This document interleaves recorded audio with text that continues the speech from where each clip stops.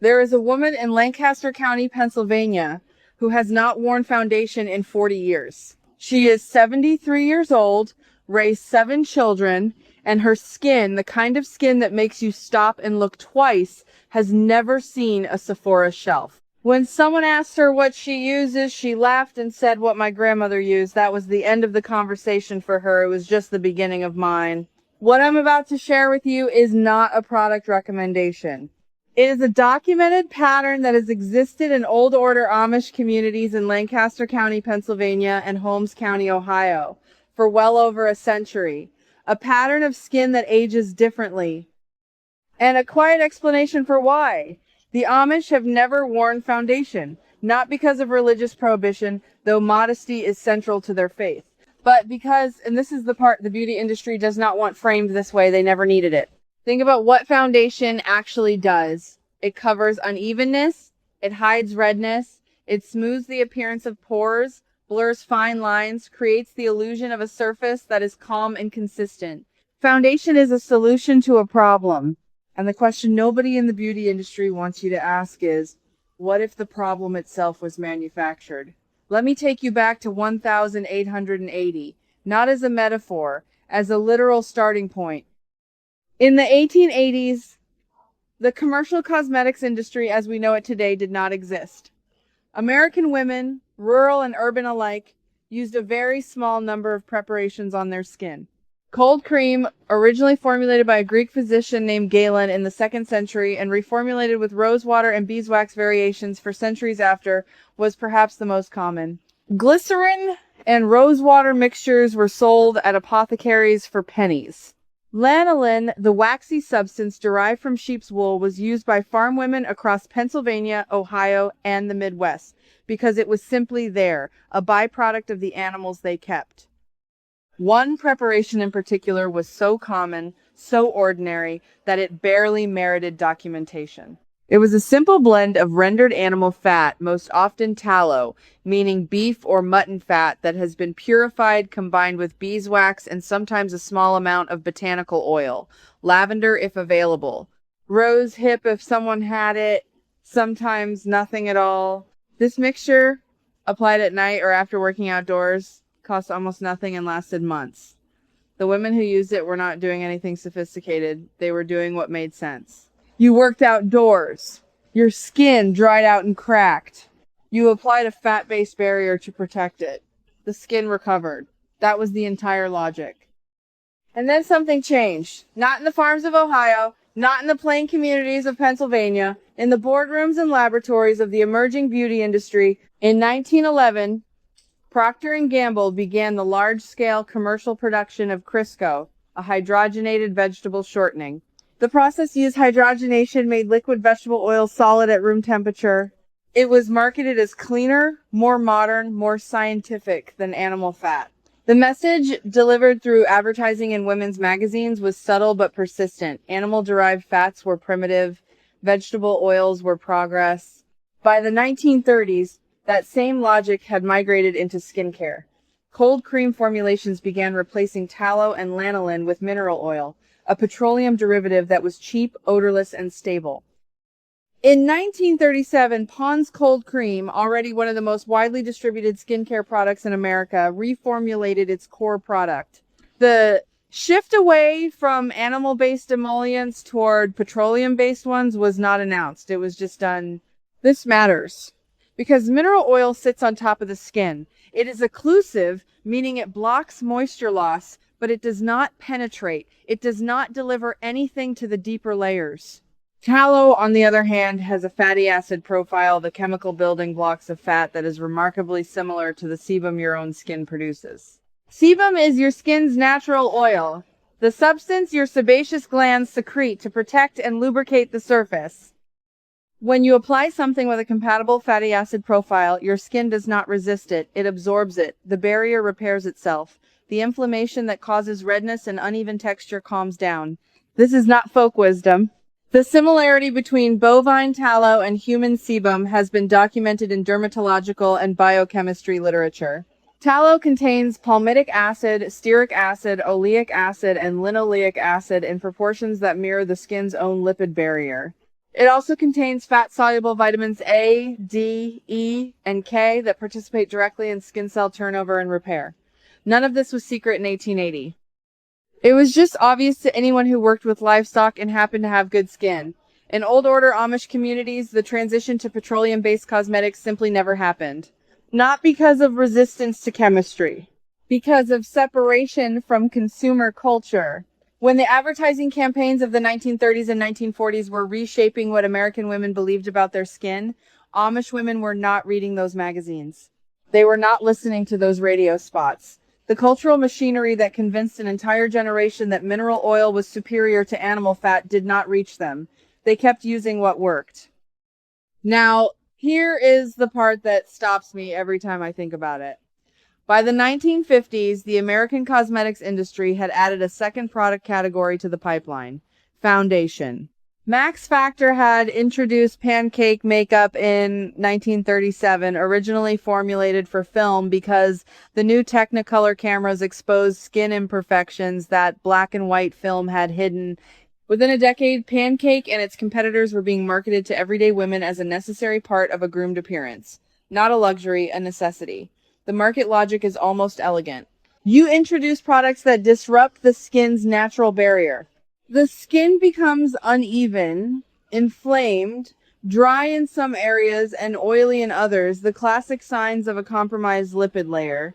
Then you sell a second product to cover the damage caused by the first, and then a third product to remove the second, and a fourth to repair what the third stripped away.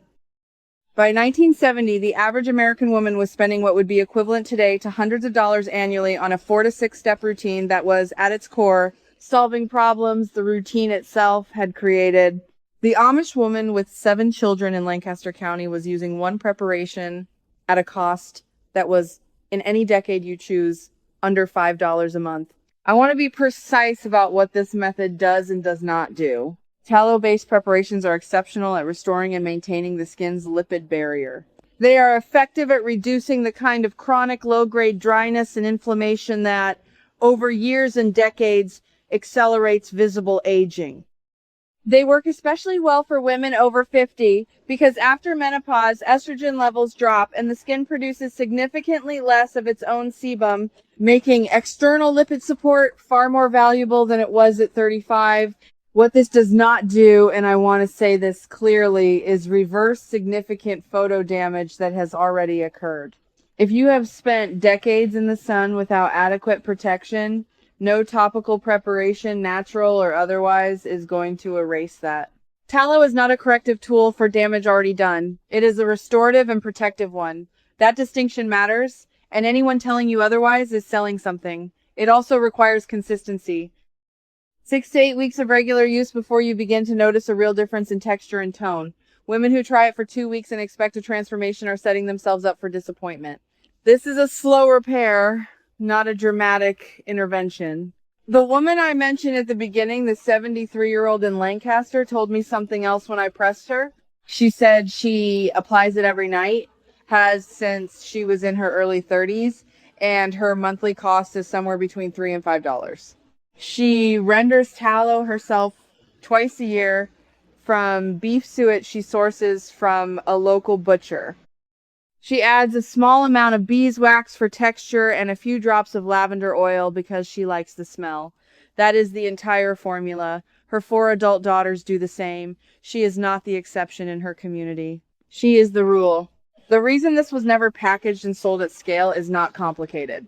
A product that costs under $5 a month, that you can make once and use for months, that requires no patent protection because it has existed for centuries, generates no revenue stream. It cannot be proprietary. It cannot be trademarked. The profit model of the modern skincare industry depends on novelty, on complexity, on the appearance of scientific advancement. A rendered fat in a glass jar is the opposite of that appearance, even if the underlying biochemistry is more sophisticated than anything in a $50 serum. The irony, which some dermatologists and cosmetic chemists have quietly noted in professional literature, is that many of the most expensive modern moisturizers are attempting to reconstruct what tallow already provides naturally. Ceramide-rich creams. Ceramides are the lipid molecules that form the mortar between your skin cells, are formulated at considerable cost to replicate a barrier that bovine tallow supports almost automatically due to its compatible fatty acid profile.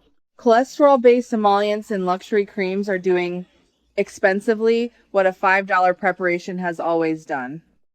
The methods I am describing are inspired by traditional practices of old order Amish communities in Lancaster County, Pennsylvania, and Holmes County, Ohio. I want to name that clearly because these communities deserve to be named as the source, not as a romantic backdrop.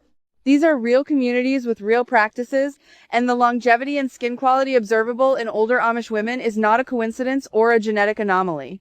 It is the compounded result of minimal product use, low chemical exposure across decades, consistent barrier support, and an almost complete absence of the disruption and cover cycle that most American women have been running since the 1950s. None of this requires you to leave modern life. It requires you to reconsider one substitution, one product used consistently at night, applied to clean skin.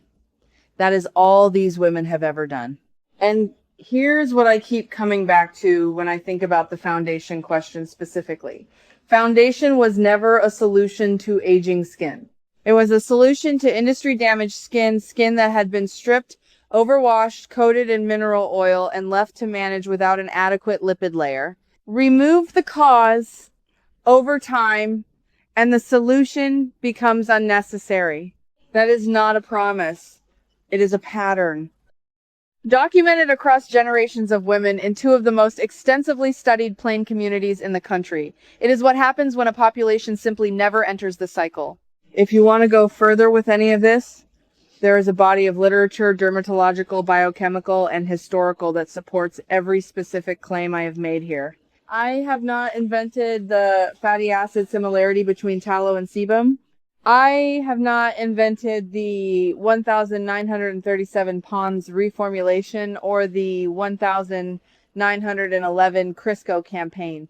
These are documented events in consumer product history. The timeline is real. The pattern is real. What is yours to decide is whether you believe the women who have been living outside that timeline for 150 years with skin that speaks for itself might have been doing something right all along. Drop your state in the comments and tell me what you spend on anti-aging products every month. I am genuinely curious whether the number surprises you when you add it up. And if your grandmother used something her mother used before her, something she kept in a tin or a jar and never bought from a store, I want to hear about it. Those stories are more documented history than most people realize. If you are the kind of woman who believes real knowledge has been quietly pushed aside to protect someone else's profit, you already know what to do here. Next time, the Amish hair rinse the FDA attempted to classify as drug grade in 1978 and the legal argument that stopped them. The ingredient at the center of that case has been in continuous use in Holmes County since before the Civil War, and the industry's version of it sells for $40 a bottle today. That story is coming, and it is one you will not want to walk into without context.